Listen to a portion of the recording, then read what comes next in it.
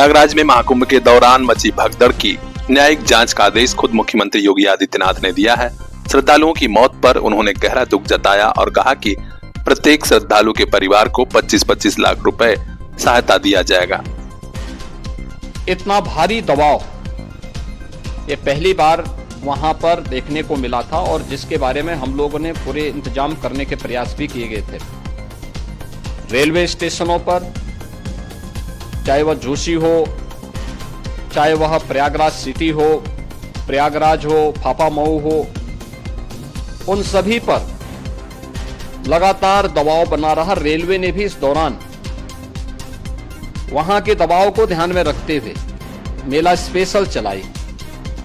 Routine और मेला special को मिलाकर के लगभग 300 से अधिक ट्रेन रेलवे के द्वारा अब तक चलाई जा चुकी हैं और जिससे श्रद्धालु जनों को उनके गंतव्य तक पहुंचाया जा सके।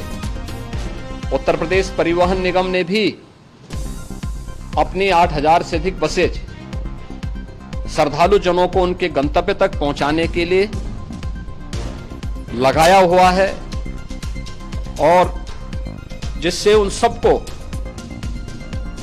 सुरक्षित उनके घरों तक पहुंचाया जा सके।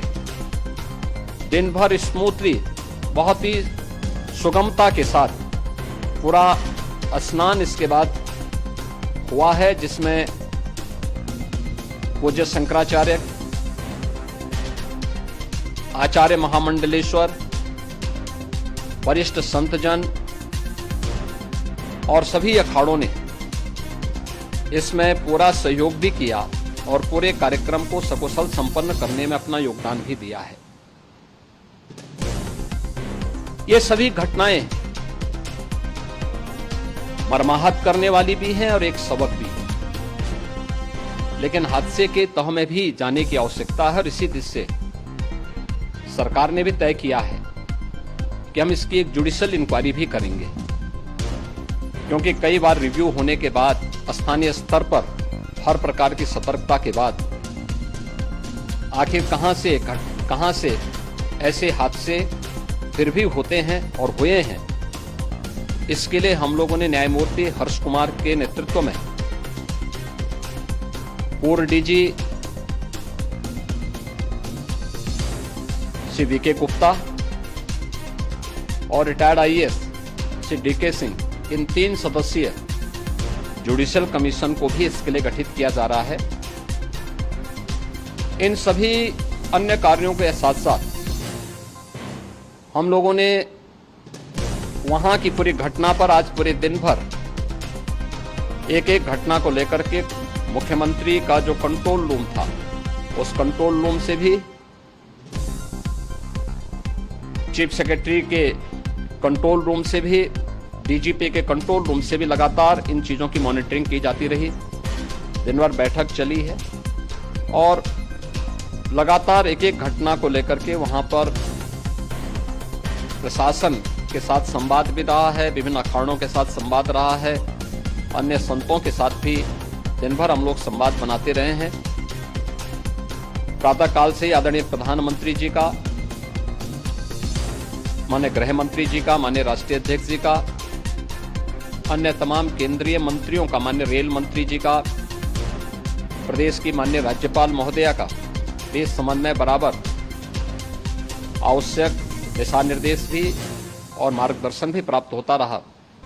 इसको लेकर के यहाँ पर सरकार ने उसे नीचे मजबूती के साथ उतारने का कार्य करने का प्रयास किया।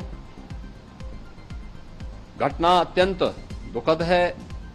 मृतकों के प्रति मेरी विनम्र श्रद्धांजलि है।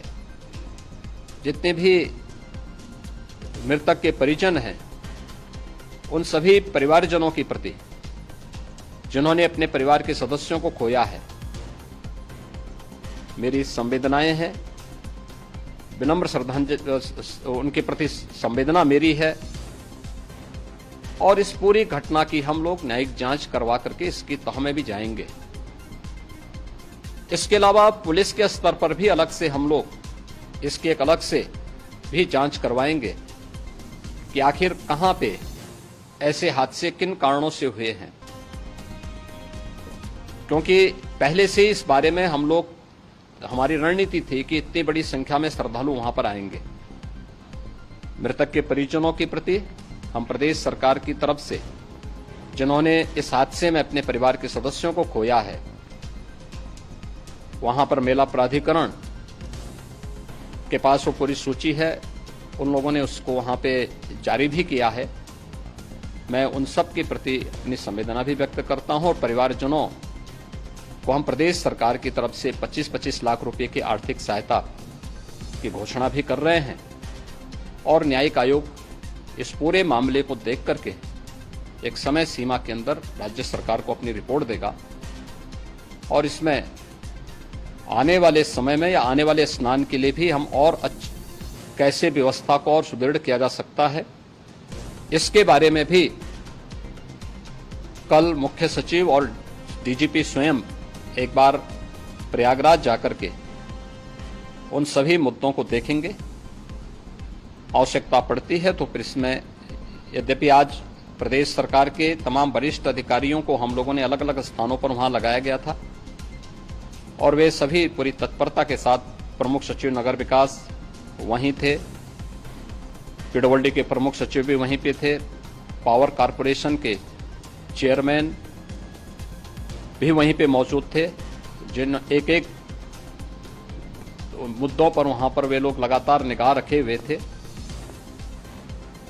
लेकिन दुर्भाग्यपूर्ण घटना और ये मर्माहत करने वाली घटना है। मैं सभी उन पुण्य आत्माओं के प्रति अपनी विनम्र श्रद्धांजलि अर्पित करता हूं। इस बीच खबर आ रही है कि महाकुंभ में भगदड़ के दौरान आजमगढ़ के सरायमीर थाना क्षेत्र की भी एक महिला की मौत हो गई है। सरायमीर थाना क्षेत्र के रसूलपुर बरवा गांव की रहने वाली 55 वर्षीय कमलावती चौहान पत्नी ब्रिजलाल चौहान भी अपनी बेटी के साथ प्रयागराज महाकुंभ में स्नान करने गई थी। भगदड़ मची तो दोनों का साथ छूट गया था। बाद में पता चला कि कमलावती चौहान की मौत हो गई है। पूरे गांव में शोक का माहौल है।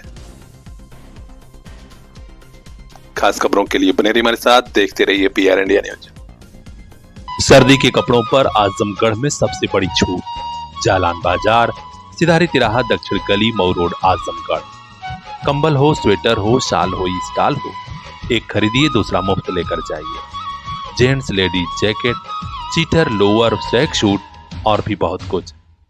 उन्हीं कपड़ों की खरीदारी पर इतनी बड़ी ऑफर और कहां। जालान बाजार पहुंचिए, शादी विवाह, स्कूल ड्रेस, जूता मोजा पर भी भारी डिस्काउंट पाइए।